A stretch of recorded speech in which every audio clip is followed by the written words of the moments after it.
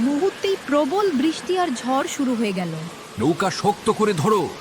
ঢেউ অনেক বড় হচ্ছে। ভয় পাস না। আমাদের তীরে ফিরতে হবে। নৌকা নিয়ন্ত্রণে আসছে না। নদী যেন হিংস্র হয়ে উঠল। নৌকায় জল ঢুকছে।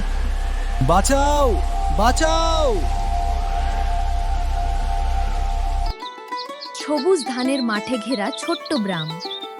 গ্রামের সবাই চাষবাস করে জীবন কাটায়। এই গোপাল, সূর্য মাথায় উঠে গেল, মাঠে যাবি না? বাবা, একটু পরে যাব, আগে বাঁশিটা বাজাই। সারাদিন শুধু বাঁশি বাজালে সংসার চলবে? মা, বাঁশি বাজালেই আমার মন ভালো থাকে।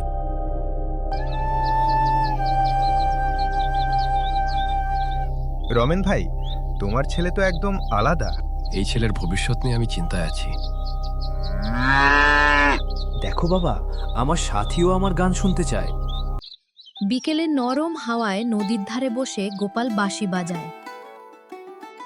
আহা, নদীর হাওয়ায় বাঁশির সুর আরো মিষ্টি লাগে। তুই ছাড়া আমার আর কেউ নেই। গোপাল, তুই কাজ না করে সারাদিন এখানে বসে থাকিস? সবাই সব কাজের জন্য জন্মায় না। তোর বাবা কিন্তু খুব রাত করে। রাত করলেও আমি বাঁশি ছাড়তে পারবো না। নদীর ঢেউ যেন গোপালের বাঁশির সুরে নেচে উঠল। দিন যেতে লাগলো, কিন্তু গোপাল মাঠের কাজে মন দিল না। আজও মাঠে গেলি না? বাবা, আমার ভালো লাগে না। ভালো লাগে না মানে? চাষি আমাদের জীবন। ওকে এত বকো না। না, আজ সিদ্ধান্ত নেব। আমি কাউকে কষ্ট দিতে চাই না। তাহলে আজই এই বাড়ি ছেড়ে চলে যা। ঠিক আছে বাবা, আমি চলে যাচ্ছি। গোপাল, কোথায় যাবি বাবা? আমি বাড়ি ছেড়ে চলে যাব, নদীর ধারে থাকবো। খাবি কি? ভগবান ব্যবস্থা করবে। যতদিন কাজ না শিখবি ততদিন ফিরবি না।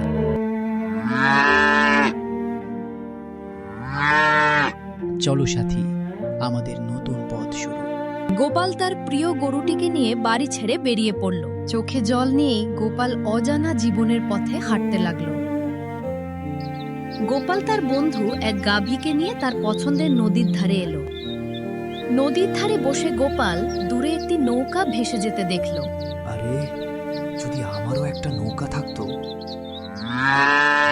হ্যাঁ, আমরা নদীতেই থাকতাম।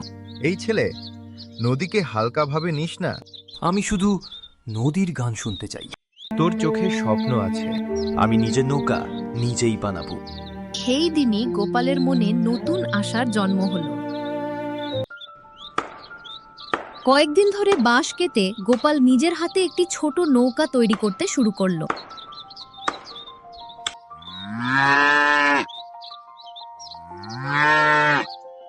দেখ সাথী, আমাদের নতুন ঘর তৈরি হবে এবার। আমি তার জন্য বাঁশ কেটে নিয়ে চললাম। গোপাল সারাদিন বাঁশ দিয়ে নৌকা তৈরি করতে লাগলো। তার বন্ধু সেই গাভী গোপালের পাশে বসে অপেক্ষা করতে থাকলো। এই নৌকায় বসেই বাঁশি বাজাবো। বাহ, তুই তো বেশ কাজ জানিস। মন দিয়ে করলে সব কাজই সুন্দর হয়। তোর বাবারও একদিন গর্ব হবে। সেদিনের অপেক্ষায় আছি। নদীর জলে ভাসলো গোপালের স্বপ্নের নৌকা। নতুন নৌকায় বসে গোপাল প্রতিদিন বাঁশি বাজাতে লাগলো। শুনছিস তো আমার বাঁশির সুর? আজকের সুরটা নদীর জন্য।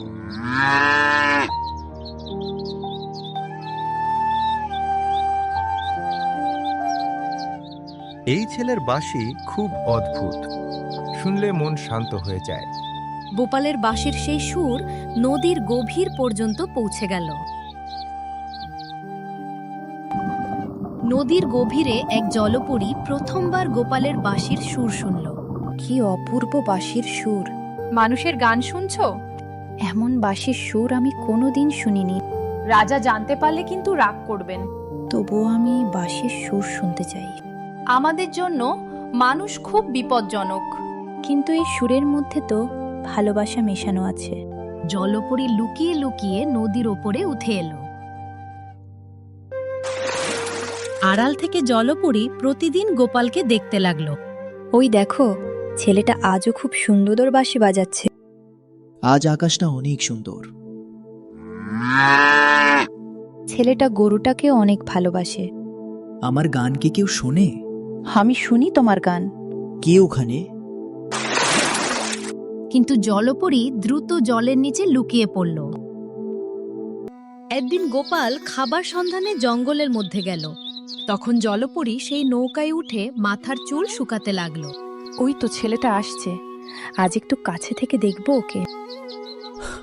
আরে তুমি কে? ভয় পেও না। তুমি কি জলপরী? হ্যাঁ, আমি জলপরী।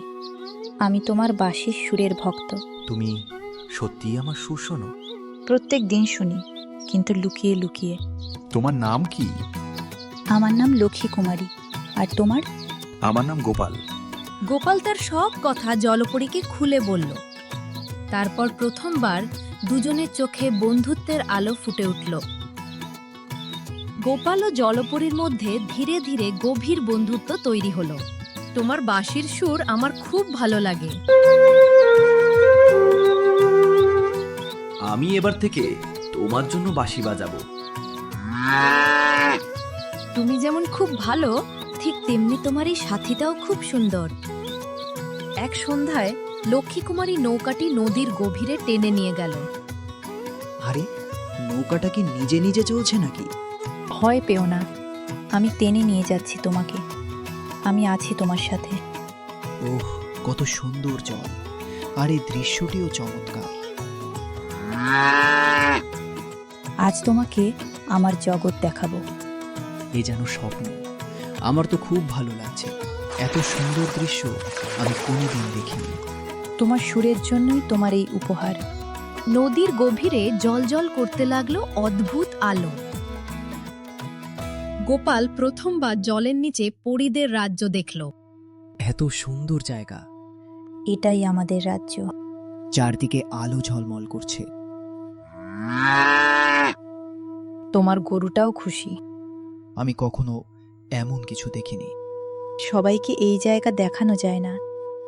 গোপাল বিস্ময়ে চারপাশ দেখতে লাগলো।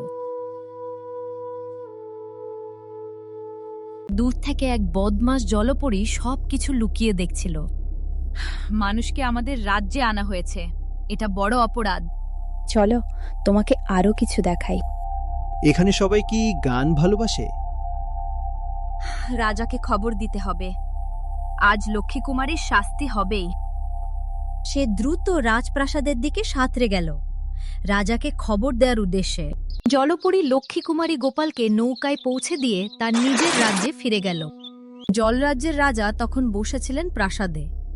সেই সময় এলেন সেই জলপরী লক্ষ্মী কুমারীর বিরুদ্ধে নালিশ করতে। কি খবর নিয়ে এসেছো? মহারাজ, লক্ষ্মী কুমারী এক মানুষকে আমাদের রাজ্যে এনেছে। কি? তুমি এসব কি বলছো? সে মানুষের সাথে বন্ধুত্ব করেছে। এটা নিয়ম ভঙ্গ। এই কথা যদি সত্যি হয় তাহলে লক্ষ্মী কুমারীর শাস্তি হবে। মহারাজ, আদেশ দিন। লক্ষ্মী কুমারীকে একই সভায় নিয়ে এসো। পুরো সভায় উত্তেজনা ছড়িয়ে পড়ল। লক্ষ্মী কুমারীকে রাজার সামনে হাজির করা হলো। তুমি মানুষের সাথে বন্ধুত্ব করেছ? হ্যাঁ মহারাজ। কেন? সে খুব ভালো বাঁশি বাজায়। তার বাঁশির সুরে মামায় আছে। মানুষ বিশ্বাসযোগ্য নয়। আমাদের রাজ্যে মানুষকে কেউ বিশ্বাস করে না। গোপাল আলাদা। সে অন্য মানুষদের মতো নয়। সে খুব ভালো মানুষ। তার কখনো তার কাছে যাবে না। লক্ষ্মী কুমারীর চোখে জল চলে এলো। দিনের পর দিন যায়, কিন্তু লক্ষ্মী কুমারী আর গোপালের সাথে দেখা করতে আসে না। নদীর ধারে বসে গোপাল লক্ষ্মী কুমারী অপেক্ষা করতে থাকে। আজও এলো না। তার কি কোনো বিপদে হলো, নাকি ও আমার উপর রাগ করেছে? তুমি কি কাউকে খুঁজছো? আমার এক বন্ধুকে। কিছুদিন থেকে তাকে দেখতে পাচ্ছি না। নদী অনেক রহস্য লুকিয়ে রাখে। সেগুলো খুঁজতে গেলে তোমার বিপদ হতে পারে। তবুও আমি অপেক্ষা করব। আমি এর শেষ দেখে ছাড়ব। সূর্য ডুবে গেলেও গোপাল নদীর ধারে বসে রইল। রাতে লুকিয়ে লক্ষ্মীরানী আবার গোপালের কাছে এলো। তুমি এসেছো? রাজা খুব রাগ করেছেন। আমার জন্য?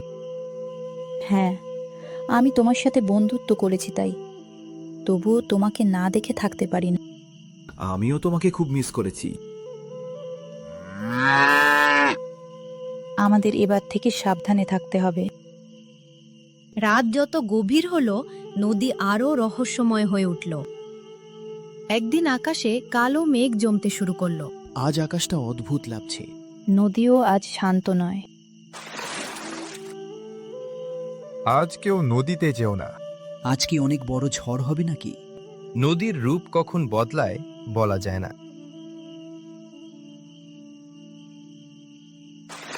আমারও ভয় করছে। দূরে বজ্রপাত শুরু হলো। ঝড়ের তীব্রতায় নৌকাটি নদীর মাঝখানে চলে গেল। এখন কি হবে? আমি চেষ্টা করছি।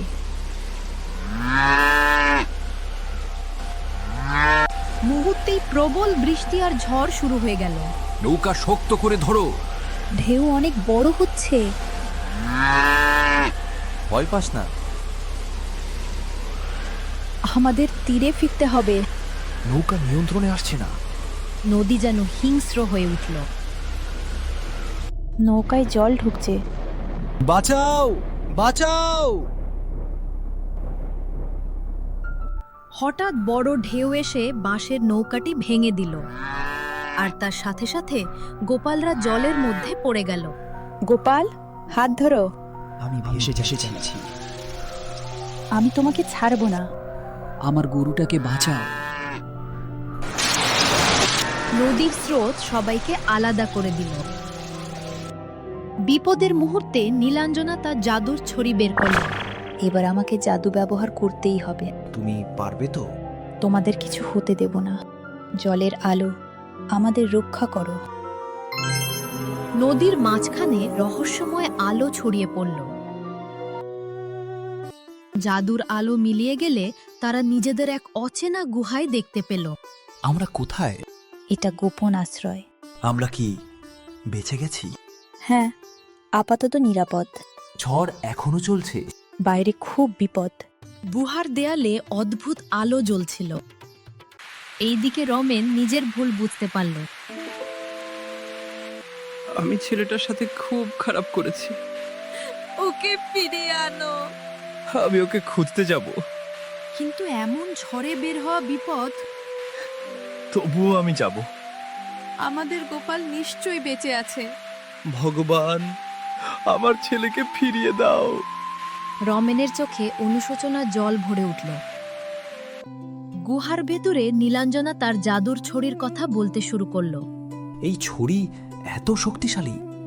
এটা পরিরাজ্যের গোপন জাদু। তুমি আমার জন্য নিয়ম ভাঙলে বন্ধুত্বের জন্য সব করতে পারি, আমিও তোমাকে কখনো ছাড়বো না। কিন্তু সামনে আরো বিপদ আছে। গুহার বাতাস ভারী হয়ে উঠল। অরিদের রাজা নীলাঞ্জনাকে খুঁজে বের করার আদেশ দিলেন। নীলাঞ্জনা নিয়ম ভেঙেছে। আমরা খুঁজছি মহারাজ। মানুষটাকেও শাস্তি দিতে হবে। প্রথমে তাদের ধরে আনো। হ্যাঁ মহারাজা, আমরা আদেশ পালন করব। জাদুর ছুরি ফিরিয়ে আনতেই হবে। অরিদের রাজ্যে নতুন বিপদের ছায়া নেমে এলো। ঝড় থেমে গেলেও গোপালদের জীবনে নতুন ঝড় আসতে চলেছে। এখন কোথায় যাব? এক গোপন জায়গায়। সেখানে কি নিরাপদ? হয়তো, কিন্তু সহজ নয়। যাই হোক, আমরা একসাথে থাকবো। সামনের পথেই আসল রহস্য লুকিয়ে আছে। এখানেই শেষ হলো প্রথম অধ্যায়, কিন্তু গল্পের অভিযান এখনই শুরু।